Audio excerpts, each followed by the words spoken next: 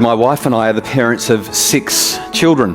If you look closely at the screen, you'll also note something interesting about my family, and that is that my 6 children are all daughters. But this is Chanel with a couple of her friends in our kitchen goofing off, and Chanel's just turned 17. I was driving to work with her, and I could tell as she drove that she was not happy. It might have been the way that she revved through the 6 gears on her way to top speed in the 60 zone, and she just wasn't happy. And I commented, I said, Chanel, you seem like you're unhappy. And she rolled her eyes, and I said, I get a sense that you're unhappy with me.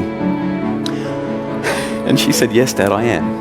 And I said, I'm so glad that you've told me that. Could you tell me why? She said, well, sure. Today I found out that 2 weeks ago all of my friends had a party and they didn't invite me, and I only just found out about it today. And when I asked them why they didn't invite me, they said, well, because it was the kind of party that Dr. Justin Coulson wouldn't have approved of. And for those of you for whom the penny didn't drop, I'm Dr. Justin Coulson.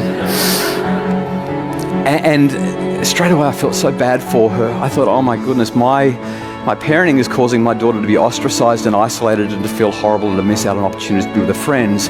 But do I want her to have those opportunities? And I looked at her and I said, you know, if they didn't invite you to a party that I wouldn't approve of, it sounds like there probably were a few things going on that are not consistent with our values. Was there alcohol being consumed and potentially misused? She said, yes.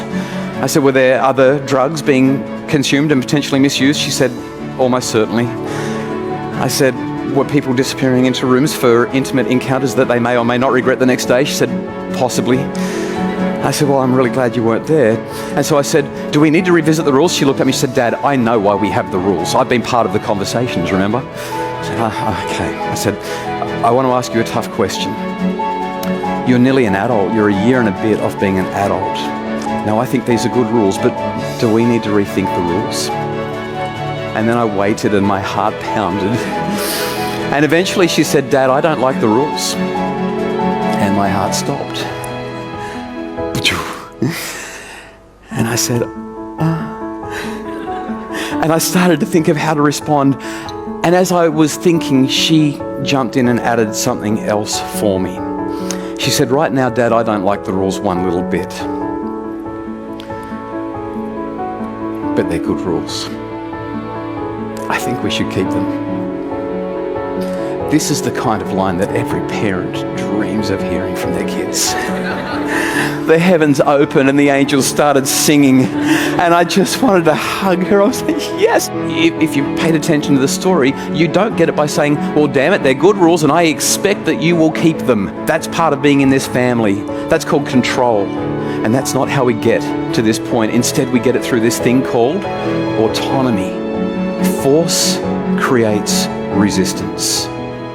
But great relationships build autonomy, which allows us to leverage trust, which builds massive influence. Thank you.